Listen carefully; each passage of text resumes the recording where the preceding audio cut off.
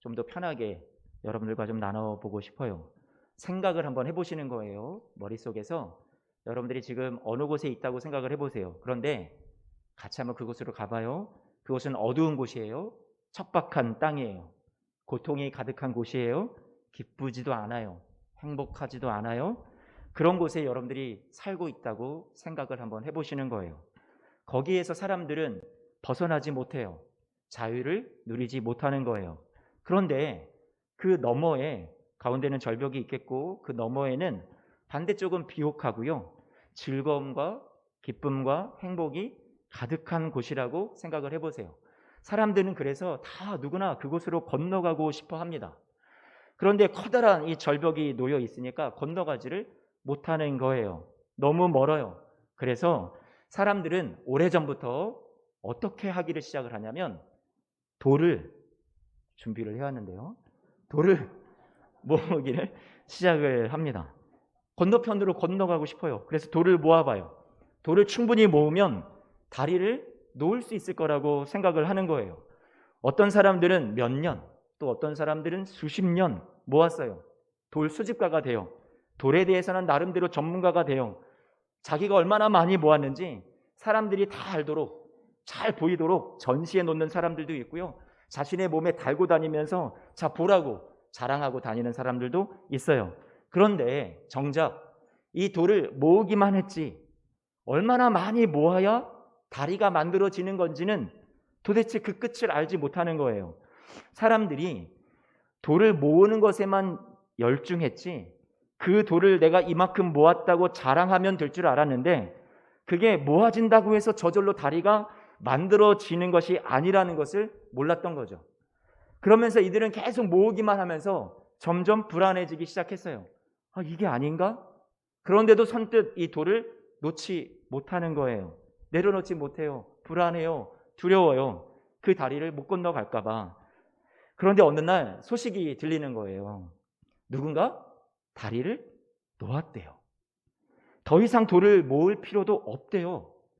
어떻게 건너야 하는지 염려할 필요가 없대요.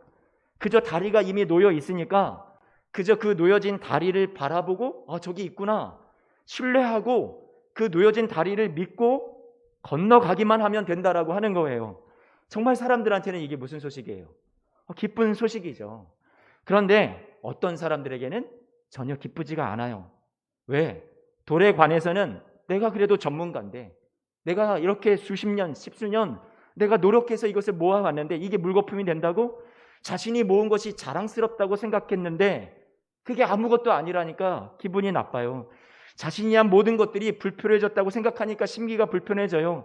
다른 이가 이것을 다 대신 해주었다고 선물로 다리를 놓아주었다고 하니까 좋지가 않은 거예요.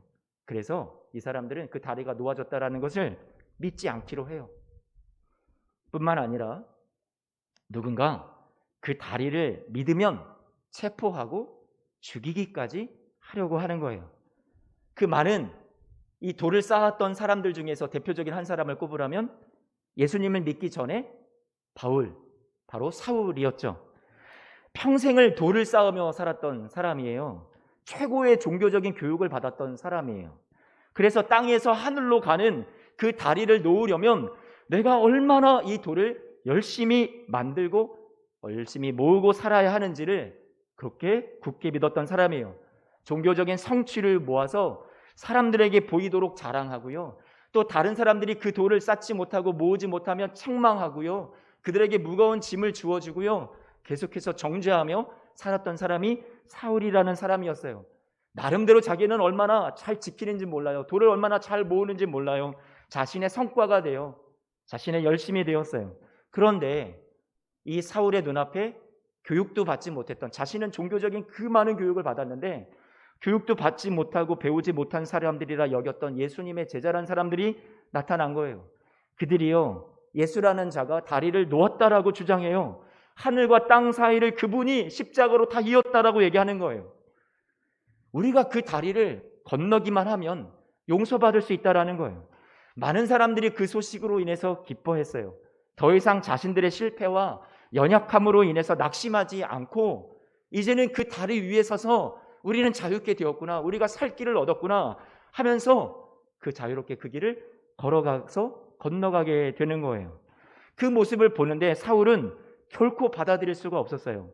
돌이 자신의 자랑이었어요. 하나님께 보여드릴 공로였어요.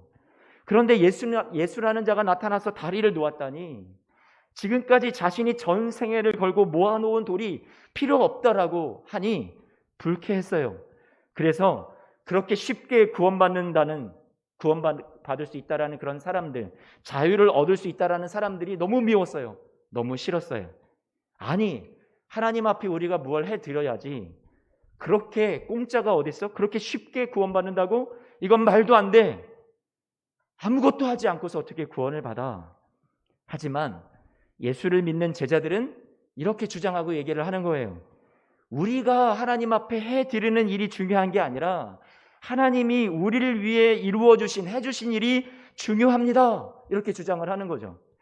이 복음을 받아들일 수 없는 사울은 이제 자신이 돌을 쌓던 자에서 돌을 점점 던지는 자가 되었어요.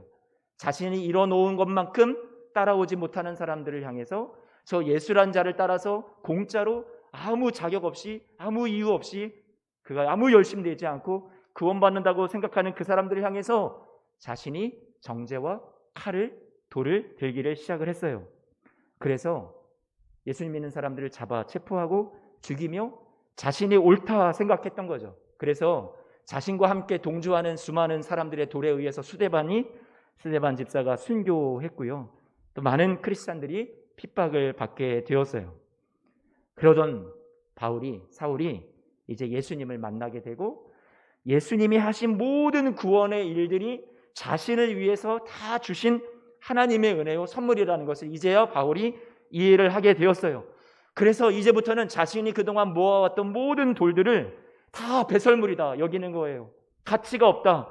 이제는 예수님이 우리를 위해서 이루어주신, 하나님과 우리의 사이에 놓아주신 이 다리, 십자가만을 자랑하는 사람이 되었던 거였어요.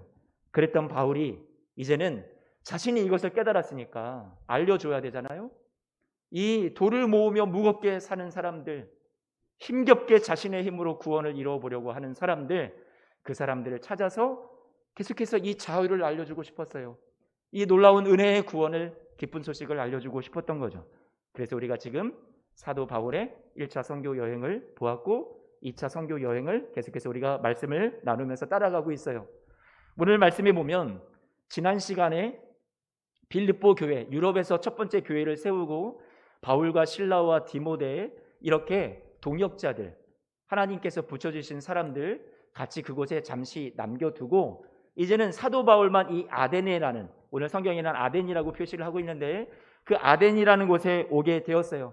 여기에서 나머지 동역자들은 빌립보 교회를 더 세우고 있었고 사도 바울은 아덴이라는 곳에 와서 여기서 하나님을 전하고 싶어요. 저들에게도 알려줘야 되겠다. 내가 그동안 헛된 것을 붙잡고 살아왔던 나 이런 사람이었는데 여기에 사람들에게 꼭 하나님을 알려줘야 되겠다. 그런데 아테네에 와서 사도 바울이 쭉 둘러보는데 그 눈에 이 사람들은 이렇게 보이는 거예요. 같이 22절 말씀을 볼까요? 성경을 좀 띄워주시고요. 같이 22절 함께 읽어봅니다. 시작. 바울이 아레오바고 가운데 서서 말하되 아덴 사람들아 너희를 보니 범사에 종교심이 많도다.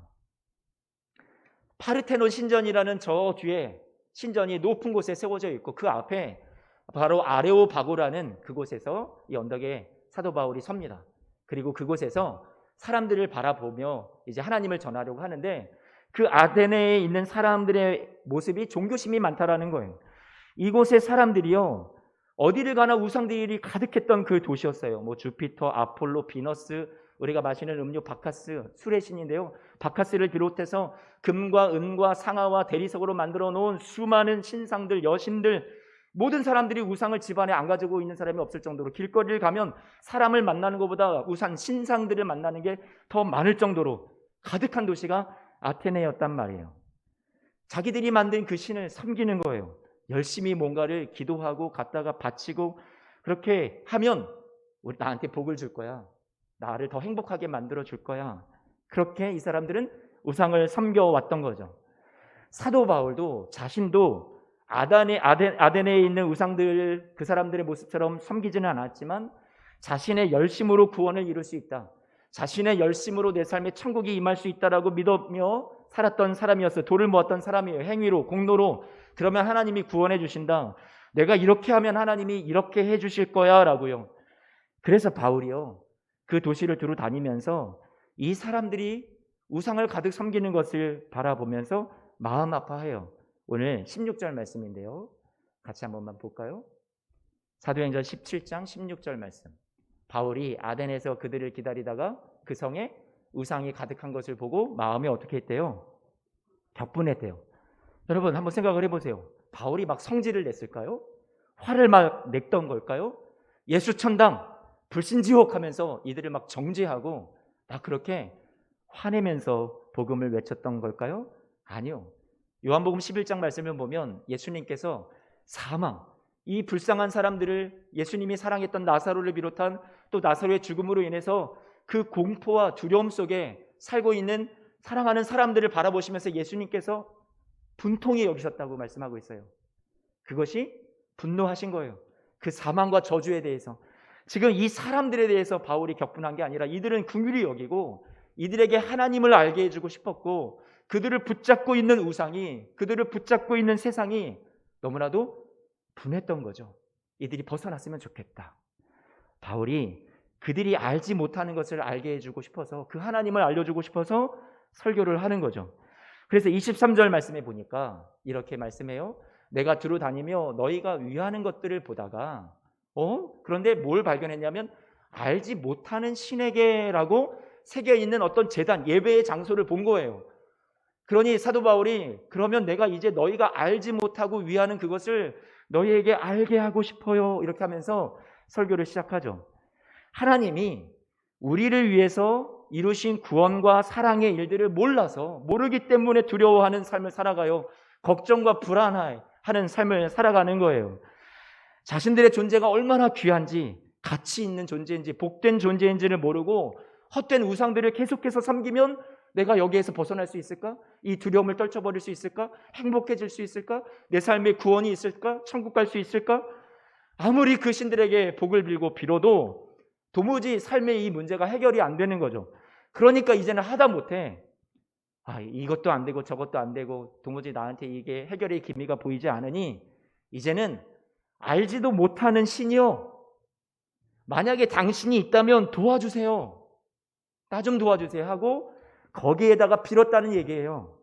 그래서 바울은 이제는 더 이상 알지 못하는 그런 신에게 빌지 말고 우리 사랑하는 이들이여, 당신들이 꼭 알았으면 하는 그 하나님을 나는 전하고 싶습니다. 그래서 사도 바울이 그 하나님 알려주기를 시작하죠.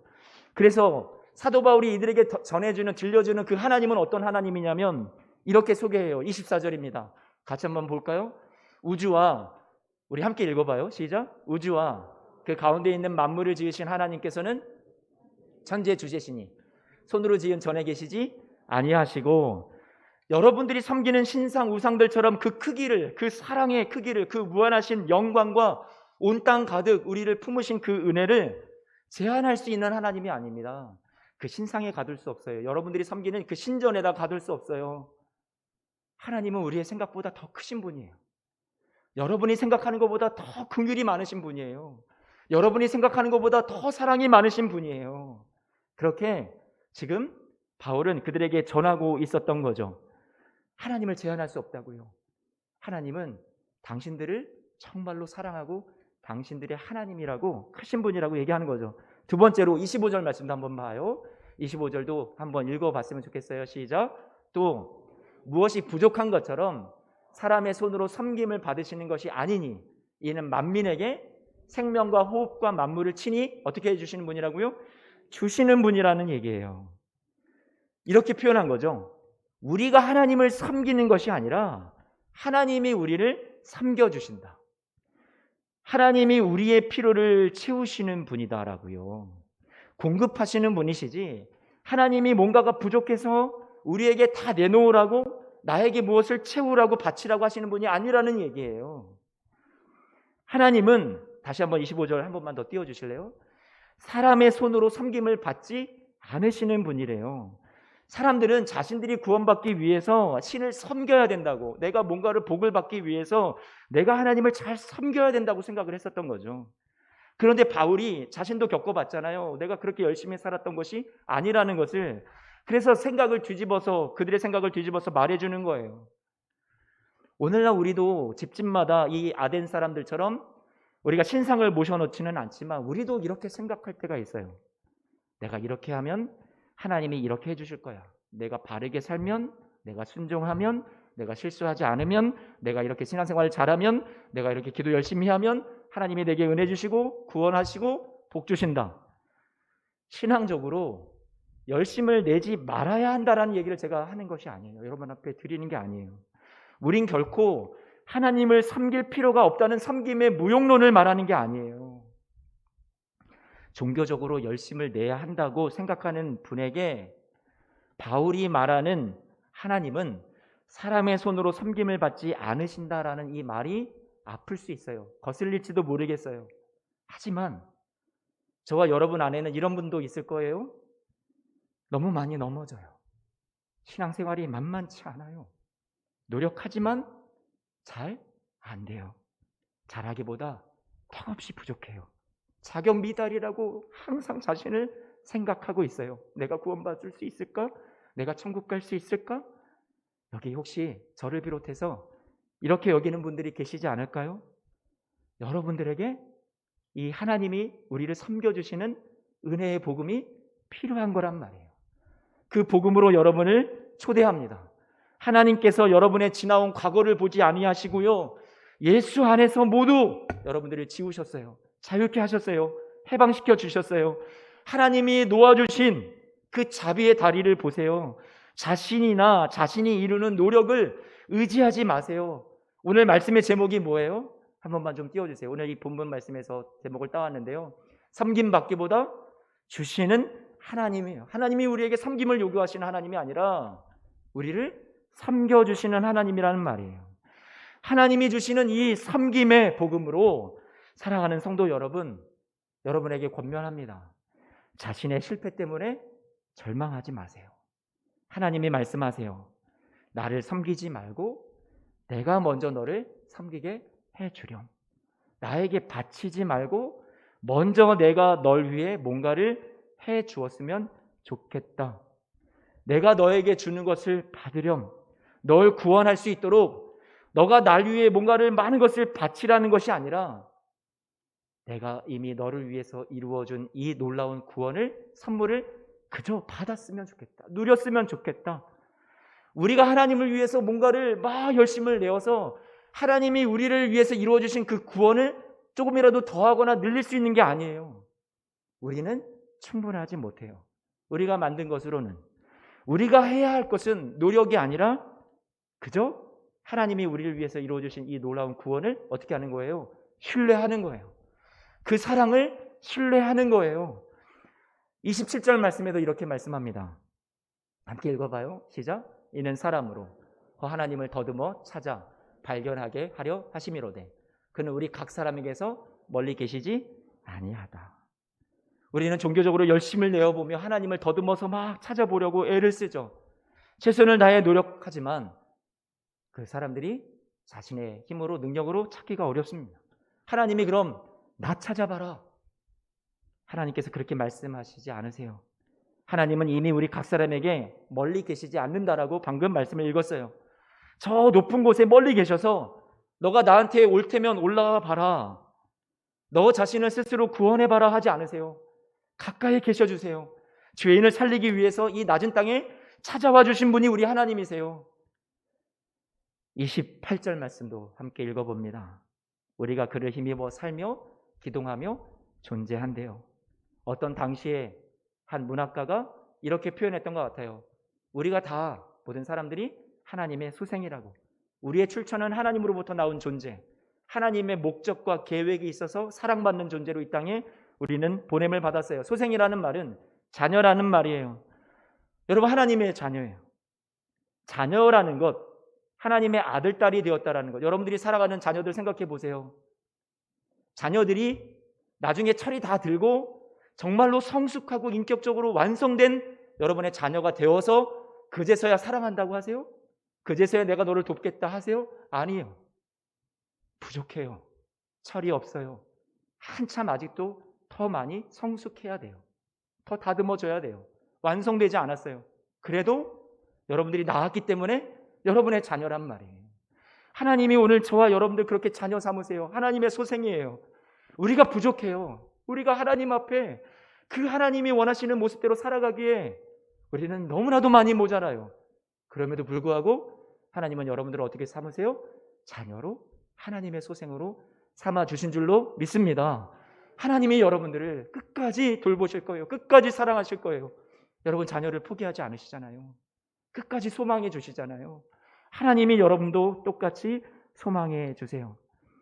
우리가 정말 노력해 보아도 하나님이 우리를 섬겨주신 은혜의 일을 대신할 수 없어요. 그 공로를 우리가 다 이뤄낼 수 없어요.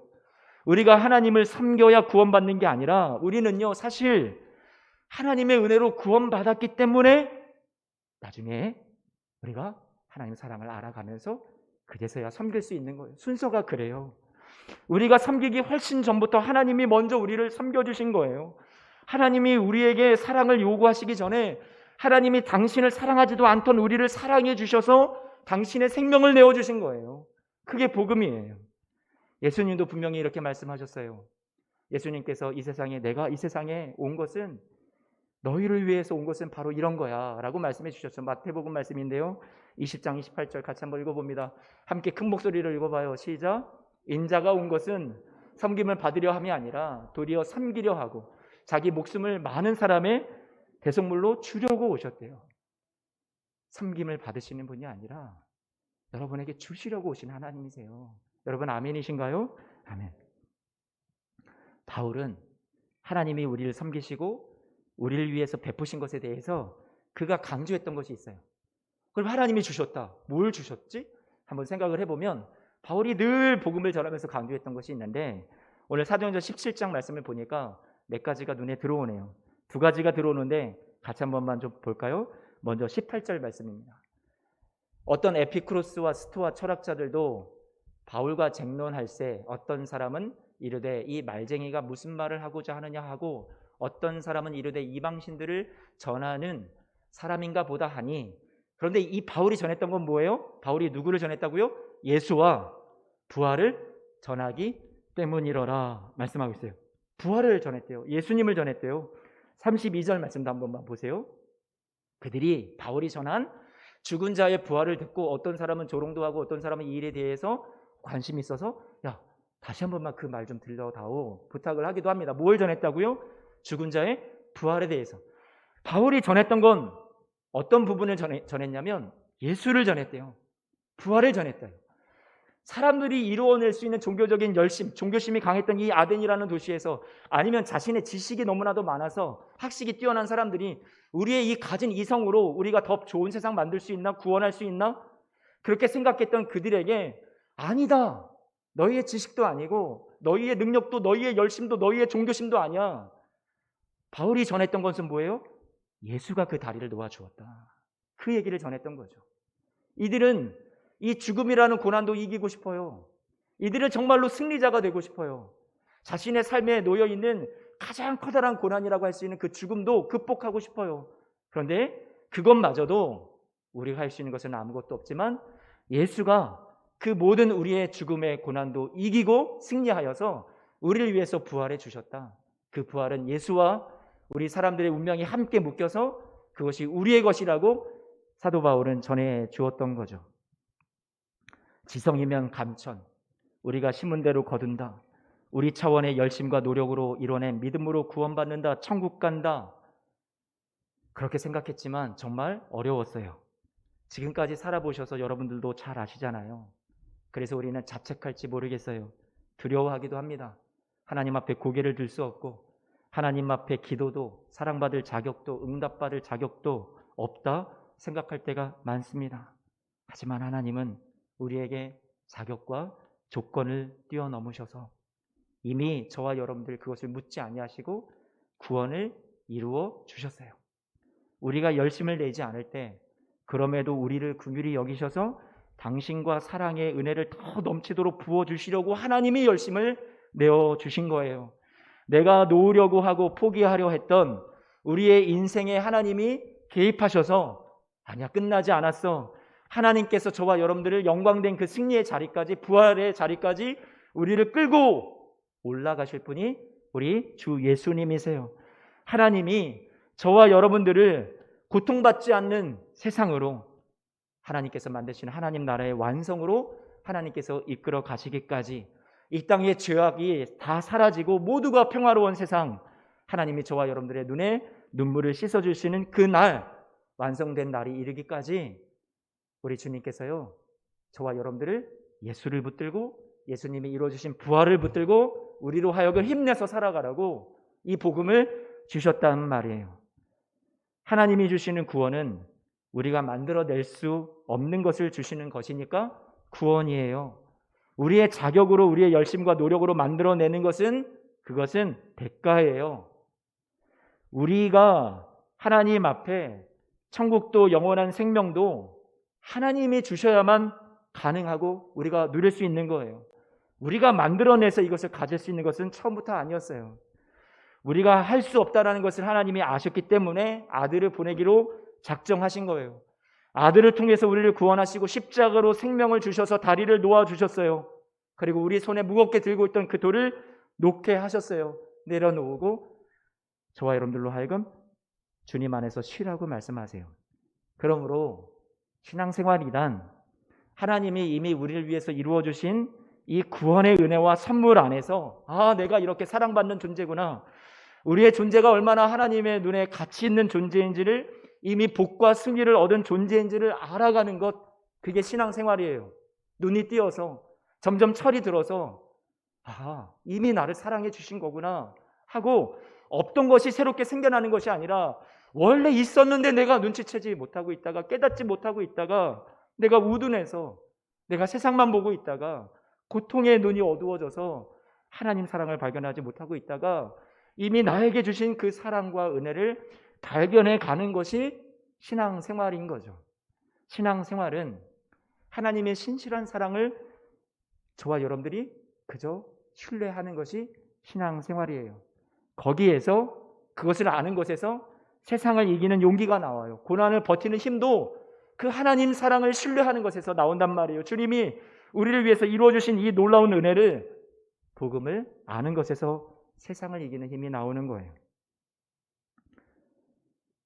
사랑하는 성도님들의 삶에 고난이 있고 아픔이 있지만, 사탄 마귀가 주는 시련이 있지만, 궁극적으로 하나님이 여러분들을 이루시고 완성하실 그 여러분의 앞날을 결코 방해할 수 없어요.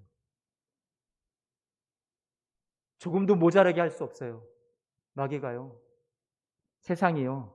하나님은 당신이 원하시는 목적과 방향대로 여러분의 삶을 끝까지 이끄시고 도우실 거란 말이에요.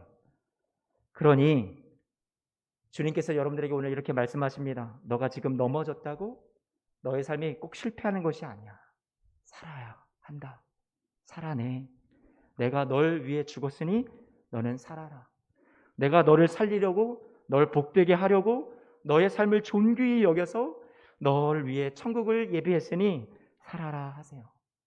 세상이 주는 것이 아니라, 내가 만든 것이 아니라 하나님이 만들어내신 것으로 우리의 인생의 결국을, 승리를 저와 여러분들에게 맺게 해 주실 줄로 믿습니다. 자신과 자신의 삶을 미워하거나 후회하지 마세요. 후회도 아픔도 있겠지만 그 또한 하나님의 손에 들려져서 여러분들에게 하나님이 선으로 갚아주실 줄로 믿습니다. 하나님이 주시는 위로와 눈물을 닦아주시는 주님의 사랑을 여러분 반드시 경험하게 되실 거예요. 가장 우리가 생각하기도 힘든 죽음의 문제, 질병이나 상처나 이별이나 고난, 이 모든 걸 다 포함하고 있는 것, 한 단어를 꼽으라면 죽음이겠죠.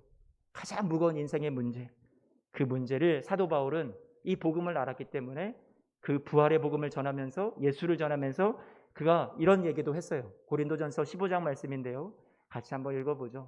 함께 읽어봅니다. 시작. 이 썩을 것이 썩지 아니함을 입고 이 죽을 것이 죽지 아니함을 입을 때에는 사망을 삼키고 이기리라고 기록된 말씀이 이루어지리라. 사망아, 너의 승리가 어디 있느냐? 사망아, 내가 쏘는 것이 어디 있느냐? 사망이 쏘는 것은 죄요, 죄의 권능은 율법이라. 우리 주 예수 그리스도로 말미암아 우리에게 승리를 주시는 하나님께 감사하노니. 아멘. 여러분, 내 능력으로 우리에게 승리 준다고요? 아니요. 우리 주 예수 그리스도로 말미암아 우리에게 승리를 준대요. 여러분의 위치예요. 여러분의 정체성이에요. 우리가 만들어내는 그 끝은 아무리 노력해도 죽음으로밖에 이루어질 수 없는데, 우리가 최선을 다해서 만들어낼 수 없는 그 죽음을 이기는 부활 승리를, 최선을 다해도 만들어낼 수 없었던 죽음을 이기는 부활 승리를 하나님이 우리를 위해서 친히 다 만들어 놓으시고는 우리에게 덥석 선물로 주신 거죠. 예수님이 우리를 위해서 만들어 놓고 우리에게 주시려는데 난 자격 없어요, 내가 이걸 감히 어떻게 받아요 하면 주님이 얘야 무슨 소리야, 이게 널 위한 거야, 너는 영원한 생명을 누릴 거야, 너가 이 세상에서 아프고 그렇게 죽어도 너에게 그것이 삶의 끝이 아니야, 그게 결말이 아니야, 너에게는 영원한 생명이 있어, 부활 생명이 있어, 다시 살 거야. 하나님께서 그렇게 약속해 주시는 거죠. 여러분의 결말은 승리예요. 우리를 그렇게 힘들게 하는 그 최고의 문제는 오늘 방금 읽었던 말씀에서 삼켜졌대요. 예수님의 부활 때문에, 예수님이 이루어주신 복음 때문에 삼켜졌대요. 힘을 못 쓴대요. 우리가 이긴대요. 사망아 너의 승리는 없대요. 너가 아무리 힘을 쓰고 용을 써도 내 자녀를 쏘지도 못한다라고 하세요. 그래서 이제 여러분들은 어떻게 살라고 해요? 이 부활의 복음이요. 같이 한번 읽어볼까요? 58절 말씀입니다. 같이 읽습니다. 시작. 그러므로 내 사랑하는 형제들아, 견실하며 흔들리지 말고 항상 주의 일에 더 힘쓰는 자들이 되라. 이는 너희 수고가 주 안에서.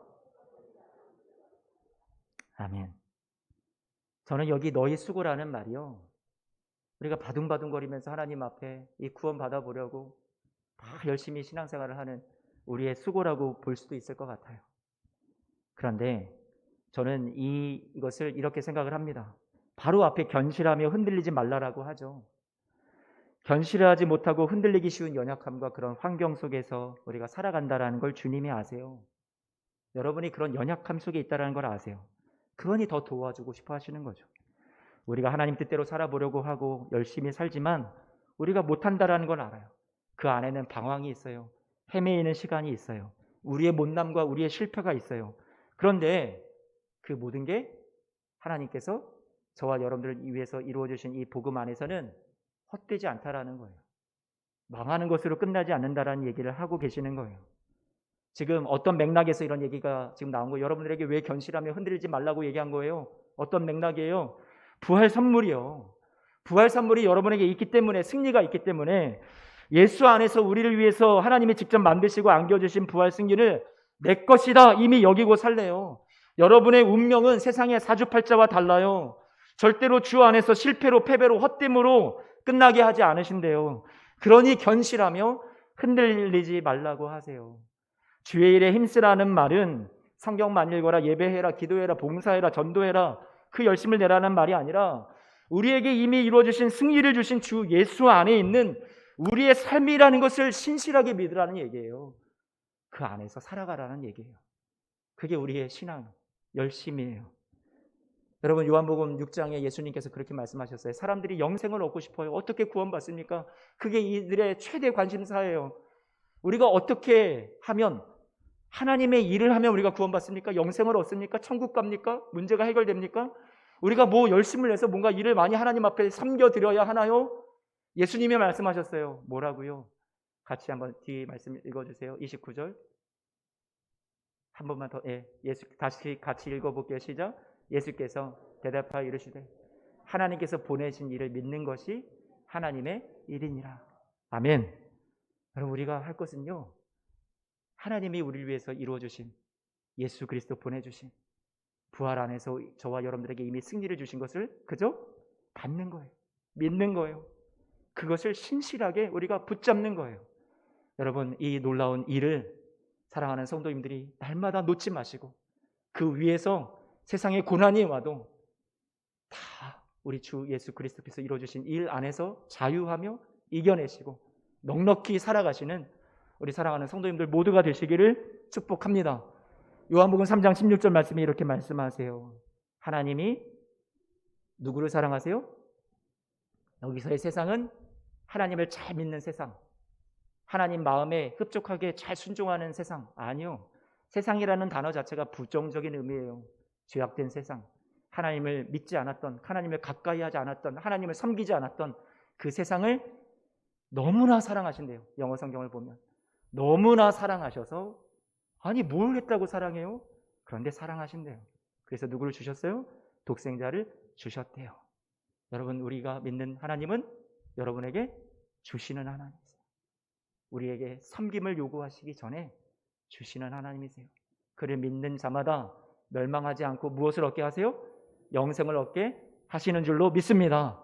이것이 저와 여러분들에게 오늘 힘이 되시고, 죽음도 이기고 고난도 이기고 질병도 이기고 넉넉히 그 뒤에 우리에게 영원한 천국이 있다는 것을, 우리에게 영원한 생명이 있다는 것을, 승리가 있다는 것을 믿으시며 여러분 오늘을 넉넉히 살아내시는, 버티며 견디며 살아가시는 사랑하는 성도님들 되시기를 축복합니다.